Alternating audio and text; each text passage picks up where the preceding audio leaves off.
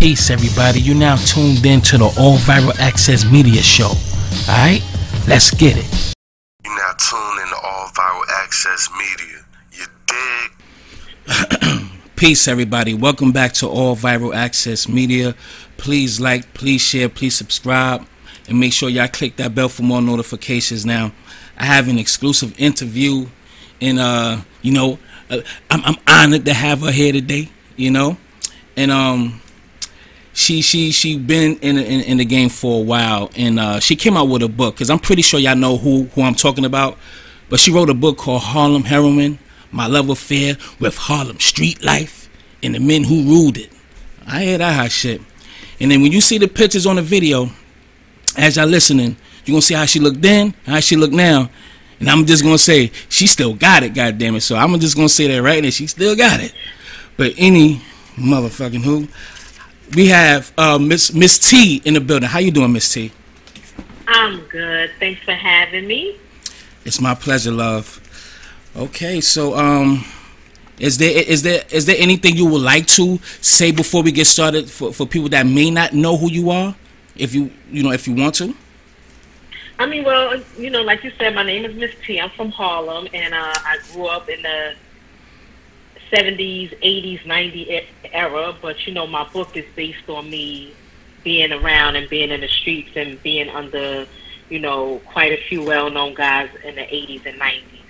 And yeah, my life story is out there, and I just thank everybody for supporting. It's doing very well, and I just appreciate you for having me on your show. Thank you. I appreciate it. And she has a great story too. And I will have the link in the description box to her Amazon, and you can get her book and the Kindle, everything, the paperback, everything is there. So please patronize and definitely check out her book. So let's get started. So we know she's from Harlem. We're gonna go a little bit before we get into everything. And let's talk about your mother, right? Your parents first. All right. So your mother was an American, and your father was born in Yard, right? He was a Jamaican boy, huh? That's right. Yeah, man. I'm a Jamaican, so I'm just letting you know that right now, a Jamaican. So so you basically you had the best of both worlds. So you had fried chicken and curry goat. So that's good, right? But tell us about your parents, love. Well, I grew up in a very strict household because, my father was very big on education. Mm-hmm. He was very big on respect for parents and adults. He was very big on just instilling a whole lot of good ethics and morals in his children. Mm. So I grew up that way, but it wouldn't seem that way once you see my story as well as read my book. But like I say in the book, the street life of Harlem excited me. And when my dad took trips home back to Jamaica, where he, made his money at, the streets had my attention. Right. And then, of course, my mother, she worked in the hospital. So, hospital is 3 to 11 or 11 to 7. Yeah. And then she did quite a few doubles. So, I was able to, do what I wanted to do. Right. So now, you basically answered my next question, because it was like your parents were strict, and did it make you more infatuated with the street? Because your father, like, he'll spend some time in Jamaica, and your mother be at work all the time, so you had easy access to the streets. So in hindsight, did your parents do the right thing in retrospect, like trying to get you be strict so you won't turn out, I guess, the way it did at some point in your life? They did all the right things. That's why, if I'm not mistaken, I put it in my book that, you have a lot of parents that beat themselves up and wonder mm-hmm. what they could have done different. Right. Or is it something that they did or didn't do? Mm-hmm. I would, that's not always the case, because sometimes you can bring your kid up with all the great information, all the good morals, and still everything in it. And I feared my father. He was Jamaican, so I don't know if anybody ever had a Jamaican ass with it. I had a couple of those, but I still did what I wanted to do. Right. It doesn't matter. Sometimes those outside influences will get your kid. But one thing we don't forget is what was instilled in us. Right. So, no, my parents did everything. They took care of us. I wanted for nothing. Nothing. I just was greedy, and the street life got me as far as me wanting money, wanting to make money. I love to have nice things. Yeah, still So, do. Shit, I see your Instagram. Shit, I ain't got a chance. All right, like, look, you gonna go to the White Castle's right there by 125th, right there by that building, right there. All right, $24 for shit. But nah. All right, so the moral of the story is it don't matter what you how you teach your son. You did everything right. You're gonna always have a competition with the outside influence, because the outside influence is what every parent is scared of. Every parent, because they know what's out there. You know what I'm saying? Absolutely. So yeah. So parents, don't beat yourself up. It's just sometimes when they outside, it's really nothing you can do. At some point. And this is for the parents that know that they do good. Right. I ain't gonna give a pass to those who's out there partying and not teaching their kids and certain things, because we're not going to give that excuse. But my parents and some parents out there, when they make certain things a priority, like education, like I had chores, I had to, as far as respect, when I answered my phone, I had to say yes daddy, no daddy, yes mommy, no mommy. Like he was big on that. Right. Like I grew up really being taught that respect was a big thing, so yeah. Absolutely. All right, now let's fast forward a little bit. Let's talk about Wild Out and Stan. That's where your hustling kind of began. And what did your parents think? Because that was all related, right? Yeah, well, they didn't really know a lot until maybe later on. But Al, he was hustling, so I was like, sure, I want to do that too. And then the place that I did it at is a place in Harlem where I would say street legends were made, 123rd and 7th Avenue. I would say the street legends were literally made there because I was a young girl, and I know I was around legends and people that was getting money that were way older than me in the game, but it was something that was exciting to me. I'm like, okay, they're getting money. I want to be around this. I want to do what they doing. That was my thought. Right. So, Al gave me some dust. PCP, angel dust, and had it in my little bag, and I was just standing out there hustling. And that's how it all started, around 85, something like that, 85, 86. Okay, yeah. okay. I would say probably summer 85, because I remember if I'm standing outside, it had to be warm, so probably summer 85, something like that. Okay, all right, because y'all, I'm going to ask some questions that I'm not going to ask all of the questions that's happening in her story. We're going to leave some open for you to go read her book or go check it out on YouTube, but preferably to go buy the book. All right, y'all? So tell us about Dog and Unique. And Unique, he the one that created that term ALI, right? So let's talk about that briefly. Yeah. Okay, well, Unique, he was definitely... like I said, unique individual. I met him in 87. We started talking and dealing with one another. But, he was a cool dude, hustled, was all about getting his money. But, he loved to have fun. When you was around him, it was a party. I don't care if he was just standing outside his store. It was going to be a party on the street. So, he was somebody that just liked to have people around him, liked to have fun. You know what I'm saying? Treated his people good. He was the first guy that I said, I ever seen a money machine, right. And he instilled a lot in me as well. He taught me a couple of things, so being around him was cool. He was 5%, so he also made me study. That's right. Like get the lessons, that 120. Yeah, So we did all that. He was definitely a cool dude that, when he started giving his parties in Club 2000, which I would say was legendary, because Club 2000 was a spot where, to this day, I can't really say that somebody has given a party. Now, I've been at good parties after he's left, but Club 2G's, the vibe was just something totally different.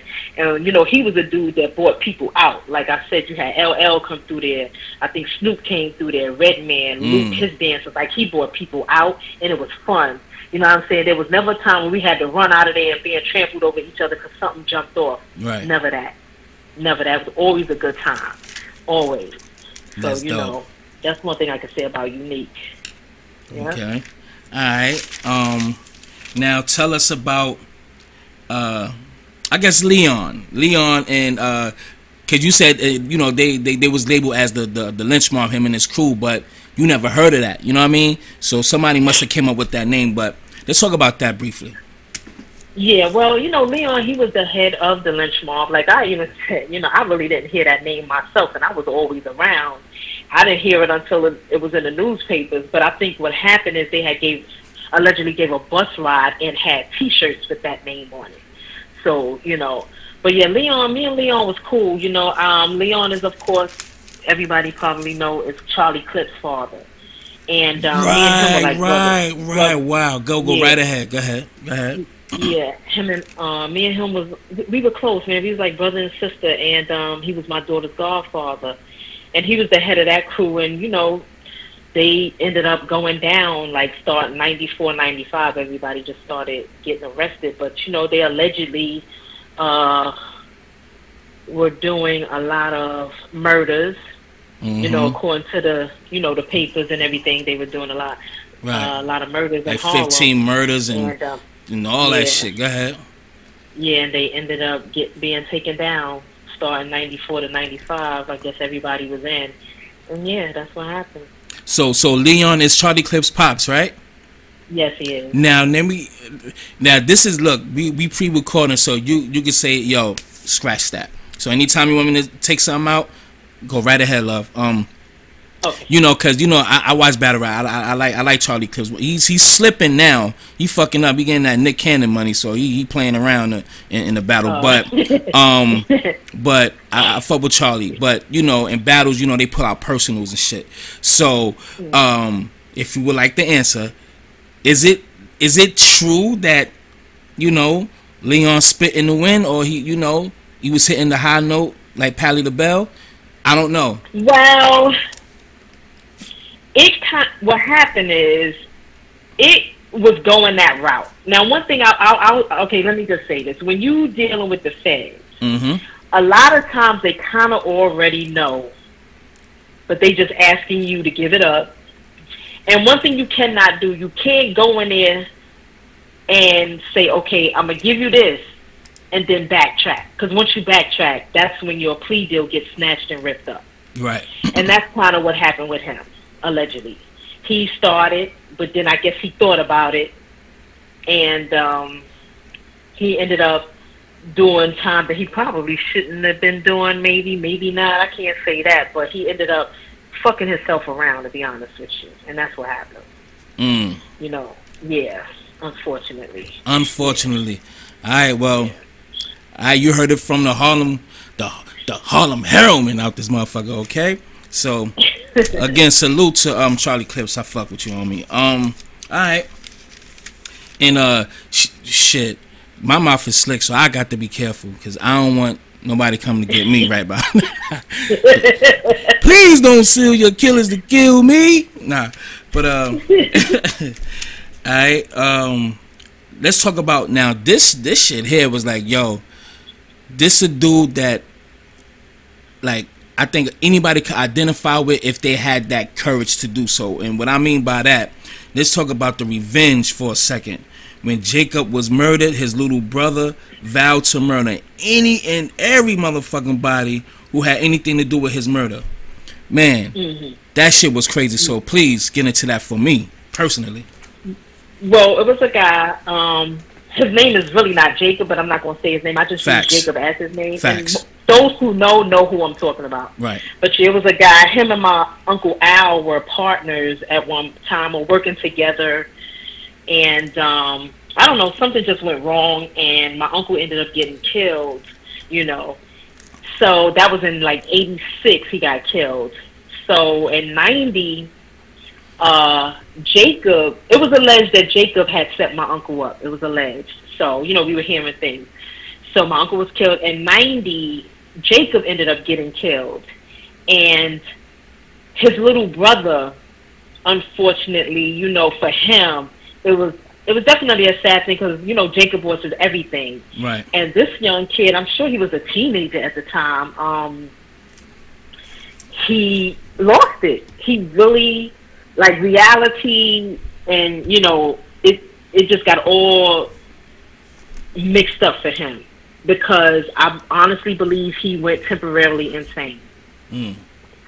Yeah, because he lost his world. When his brother got killed, that was his world. So when his brother gets killed, I guess he kind of knew all the people who he assumed had something to do with his brother's death, or he went after everybody who probably had a beef with his brother. So he was like, I'm going to get everybody. And he went out like how a brother should do. Like, he went out like an older brother should do for a little brother. But he was the little brother going all out. And I had to respect it, although, I almost got caught up in it. When it came to kill my Uncle Stan, I happened to be standing out there at the time. At the time, we didn't know it was him and what was going on. It was just him and like 3 other people with hoods on, and the shots were fired. And then you get T-Money, and then, it was just like bing, bing, bing. He was just going after so many people. And then we kind of realized later on, or, at the time who it was, right, because we got word. And, the last person he ended up killing was a guy named Rashid that was cool with my Uncle Al. They were good friends. And, and then I found out that they killed Jacob's little brother. Now, I don't know who killed him. I don't know if it had anything to do with what he was doing or something totally different. Like, to this day, I really don't know who killed him. But what I would say is that, he went out for his brother, and, I had to respect his gangster. Right. I really did, because he wasn't waiting for his brother's friends to retaliate. Nope. He said, I'm going to do this because I really think he went temporarily insane. And I understand and know how that feeling is, because to hurt so bad, because I felt that pain when, my little brother Jermaine was killed. So I understand. Right. Yeah. And we definitely going to touch on that. That's going to be like the last, like the conclusion of this interview. All right, so now the phone call, baby girl. Let's talk about that. Oh, yeah, that was kind of random, and I had got a phone call after Rich Porter had got killed, and somebody called my house. I was dealing with a guy named Lou, and the caller said, "Yeah, bitch, we know he killed Rich Porter. They're gonna find you in the river." And I'm like, me? Like, what the fuck? Lou was a tough guy. He definitely is somebody who's strong, who stands on his own. And he was known for that. So I guess, when somebody's name is ringing bells in the street, they're going to start just saying, oh, he did it, he did it, he did it. But that wasn't the case. But yeah, they called me. So when he came in the house, I told him about the phone call. I said, you need to go to 132nd and 7th where AZ and all them, just to hustle and straighten this out. But in my heart, I knew he didn't do it. But he came back and said everything was good. But I just think it probably was a prank call and somebody just wanting to just say that he did it, knowing that when I know he didn't have anything to do with Rich Porter's murder, which everybody knows that now. But yeah, that phone call was kind of crazy. So I was like, it was just always something. I said it was always something with me. Right. Always something. Now we're gonna segue into Fritz, but before we lead to Fritz, right? Now they went to Fritz, right, for the bread because he was bigger than them, like Alpo, Rich, and AZ. So he couldn't get that much from his peoples. Like, he can't get the money from his peoples, so he had to go to Fritz. Now that was kind of crazy, but I guess But go ahead. I'm sorry. I mean, the thing is this: everything ain't what it seems. Right. People assume just because they might see something that somebody got this or got that, and that's just not always the case. You see it today, but. He needed it. Fritz had it, and he was willing to definitely give it to him to, be able to get his little brother back. Because, I mean, come on, who wants to see that happen when he was a baby? He was a child. A child got kidnapped. His brother's in the street. They asked him for the ransom money. So, Fritz stepped up. gave him what he needed, plus gave him some cash because, you know, once the feds is watching, once the child gets kidnapped and calls the family for ransom, they're going to look for him, but then they also going to investigate why they did this. They're going to look into the family. Yep. So Fritz gave him the money so he can just really get out the game and just do something different or just go away because they was on him. You know, they would have been on him. And that was it. You know, Fritz did a good thing. You know, he did a good deed. But unfortunately, you know, everything turned out bad for Darnell as well as Rich. Right. And of course, you know, people say, oh, Alpo shouldn't have killed Rich because he would have got his brother back. He never would have got his brother back because the child was kidnapped by people he knew. He was a witness. His fucking uncle. You know, right. People don't get that. They don't understand that. So, you know, and I heard he was a very smart street kid, so I'm sure he was listening, paying attention to everything. So who knows what he have already heard, that if they would have let him go, they would have ended up getting, you know, arrested for it. So, you know, people look at, oh, Alpo shouldn't have did that, but even if, you know, it didn't happen to Rich, I'm not sure if that baby would have made it, to be honest with you. And it's a sad situation, you know, can't even trust family. And that's fucked up what he did to fucking Rich though, you know what I'm saying? And speaking of Poe, that interview, that phone call, that nigga called in. He was like, yo, he was like, yo, I like the book. I love it. Real talk, I'll never call. Okay, callers. Hello, caller? Yes. Caller? Let's hear you talk, caller. You here with Miss T? Hello. Hello? Yes, you here with Miss T. We hear you. Can you hear me? You got it back. Yes. Yeah, we hear you. I just wanted to tell Miss T I love the book, Miss T. Oh, thank you. This is Alpo. Who? Alpo? Alpo. Oh, yes. Okay. Hi. I love the book. Oh, thank you, Alpo.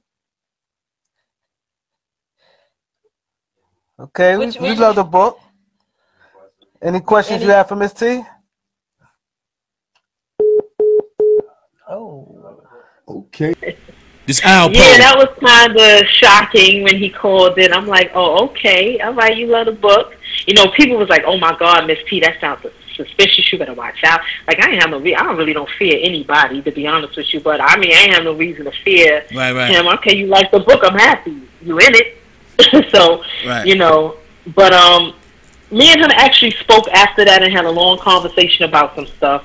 And you know, it is what it is. You know, people got their own reasons for getting. I mean, listen, I lost my uncle to the game. I lost quite a few people to the game. The game ain't never been fair, and it hasn't, and it's still not fair. You know, things happen in these streets. You know, people, like I said, people see the movie Paid in Full, and I think it's kind of one-sided. But it's not really for me to say what other people have done. And maybe it'll come out. But people saw the movie and they look at it one way, and you know, they got their issues with Alpo regarding Rich Porter. In some ways I can understand, but then if people don't know everything, or if they don't know what other people have done, you know, so they're gonna say, oh, he was a good dude, and you know, which he probably was. I'm sure he was. But, you know, everybody got skeletons. Everyone, you know, a lot of people have done things, you know. I don't, you know. But, you know, Rich seemed to be a cool dude, you know. But, again, it's the game. Right. Got to charge it to the game. The game, man, the game just wasn't fair.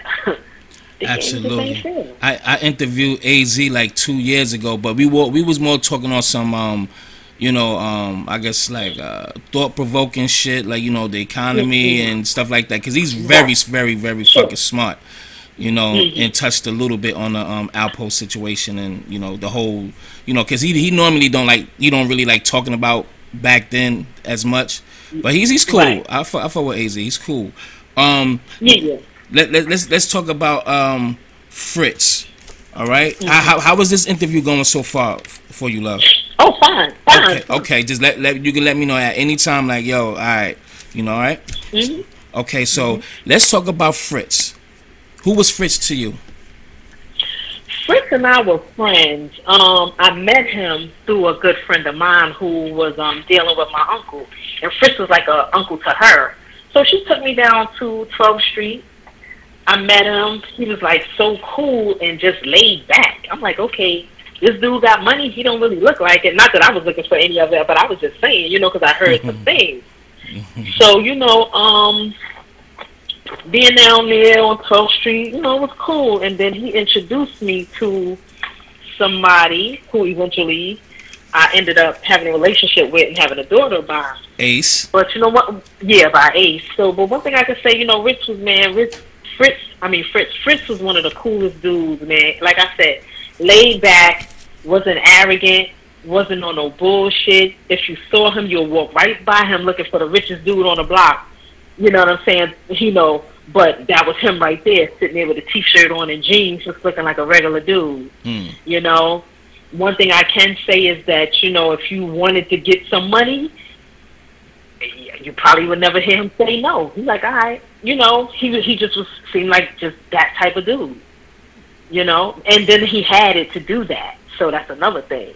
You know, yeah. I kind of feel like if he didn't have the illness, whatever he died from, that's none of my business, and I don't think it's anybody else's business. But he passed away from an illness. If he didn't, I think he would have. You know, I don't think anybody would have really touched him because of who he was. Only probably the po-po, if anything. But as far as hood love, I don't think niggas would have got at him like that, if I'm not mistaken. Now I don't think. Now don't get me wrong. He did have a couple of nearby kidnapping incidents. People did try to kidnap him back in the days, back in the 80s. Okay. But I don't really, yeah, he did have that because he had money, you know, I mean. Absolutely. But to be honest with you, for the most part, yeah, people would have been very careful because he kept people around him that was definitely going to protect him at all costs. Right. You know? Okay. So, yeah. All right, so let's talk about Ace and at that time, and then at that time when they, you know, made you open that safe. So let's combine the two all together. So let's talk about Ace and that robbery. Right. Okay, yeah, well, you know, being on 12th Street, like I said, Fritz introduced me to his friend, his partner, and we started talking and everything. So, you know, it was cool getting to know him, but when I first started talking to him, I had a man. So we was just really talking because he was just busy in the streets all the time, and he was, you know, very generous. You know, I never asked for anything. He offered, and yes, I took it. I took it. So, I would have threw some money at your ass too. Like, baby, you want a coat? You know, yeah, I'm sorry. Right. So yeah, you know, I took it. He was cool at the time. I was dealing with Lou, but we were kind of fizzling out because, again, there was so much going on in the street. His name was ringing bells. I was kind of getting tired of that. I wasn't sure what was going on. There's a lot going on. So, you know, me and Ace ended up getting together. You know, we started living together. And one day he called and said, I've been arrested. I'm like, okay. He said they arrested me for a murder that happened back in 1987. So I'm like, 87, and this is 91. I'm about 3 months pregnant at the time. So I'm like, okay, what we need to do. So, you know, talking to Fritz. Fritz was like, okay, this is what we want to do. He gave me money for a lawyer. I had already paid one lawyer. Then he gave me $40,000 more to hire Mel Sachs. Right. You know, he was real well-known attorney. So we did that. And then we was waiting for Ace to, you know, go through hearings and, you know, pre-trial hearings and stuff like that. But in the meantime, Fritz was like, listen, go buy a safe because I want to start giving you money to put away for him. I'm like, okay, that's a real dude, you know. So I did that. Now, Ace was arrested in February. So in May comes around, I had just sold my last 2 keys of coke that I had, and I sold that to Hen Dog because he was family. He needed it, so I was like, okay. I sold it to him. And then one night in May, someone came knocking on my door, which was the apartment that I grew up in, my mother's house. I lived somewhere else, but I stayed close to my family because I was sick, I was pregnant. You know, I had morning sickness 24 hours a day. Right. So I stayed close there, and that's where I had the safe at. So I got a knock on the door, and right before I got the knock on the door, my brother-in-law actually had just left because I had to give him some money for Ace's father. So after he left, about 5 minutes, I said no longer than that, I got a knock on the door, and the chick yells my name out.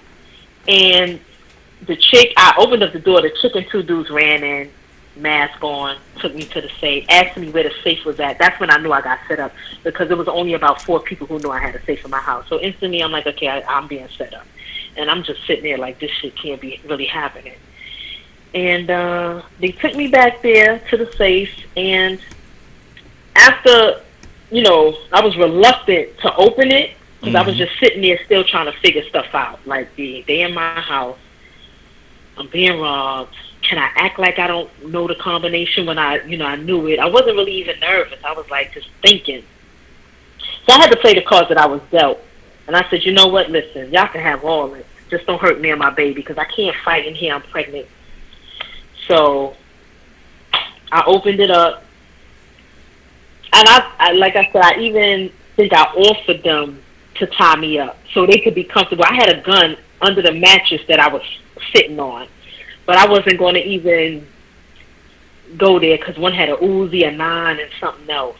So I was like, I'm not going to even play this game right here. I'm going to play the cards that I'm dealt right here and try to get up out of this. Right. They tied me up. The dude was like, put the pillow on your head. I said, I'm not doing that. That wasn't going to happen. I'm not putting no pillow. I'd rather watch it coming than not. It is what it is. So I did that. They took everything. They took everything out the safe, the money. They took my jewelry off the dressers. They took a book that I had that I kept all my information in. The ledger. And, yeah, they took a ledger because I did a lot. Because Ace had left a lot of money in the street, a lot of money. So I had to keep up. You know, I'm 20. You know what I'm saying? So I had, I wrote everything down, and I was like, I think 21. I turned 21 already. So, I wrote everything down there, who owed money, the names and everything, because I was riding around Harlem picking up money. Like, you owe him, like, it ain't, don't get it twisted just because he's gone, don't mean you don't owe. So I was pulling up. Right. So, yeah, they took the ledger, the money, my jewelry, all that stuff, and broke out. And, so soon as they left, I called my mother-in-law, like, yo, your son set me up. I told Ace that he didn't want to believe it, but eventually he did believe it.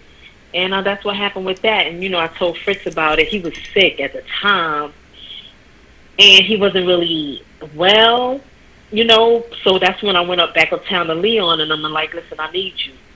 I need them dead. We need to find out who did this. And I wasn't even really, I didn't care who came in the house. I was worried about who sent them. That was my concern. Right.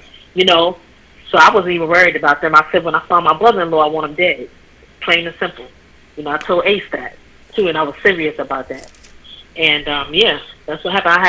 It was 12 years later when I seen him, and he looked like he wasn't even doing too good. So I was like, I had let it go at that time. 12 years later, he had broke out. Because that was going to be my next question, yo. Did the Ace brother really set you up? Yeah. Wow.